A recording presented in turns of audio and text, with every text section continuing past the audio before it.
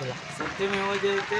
आज माझे सहकारी युवा शेतकरी संघटनेचे अध्यक्ष तेंडुलकर साहेब आणि त्यांची टीम सर्व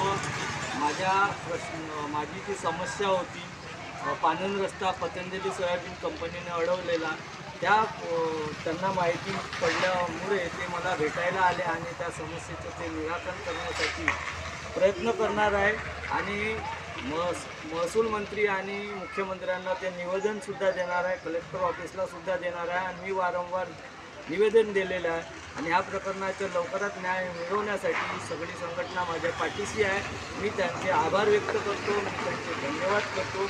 आतापर्यंत आम्ही ती चर्चा केली, सखोल अभ्यास केला. त्यांनी हा प्रश्नाचा निवारण करण्यासाठी त्यांना मला खूप खंबीर दिला. मी फसलेलो होतो, त्यांनी मला खूप आधार दिला, त्यांचे मी धन्यवाद करतो. या लढाईमध्ये एकटा नसून माझ्या पाठीशी माझी टीम आहे. ही आज मला जाणीव झाली आणि मी पुन्हा उभारी पेटलो आहो आणि मुख्यमंत्र्यांनी जो स्थगिती ऑर्डर दिला त्याविषयी आम्ही लढाई लढणार आहोत. जय हिंद, वंदे मातरम, भारत माता की जय.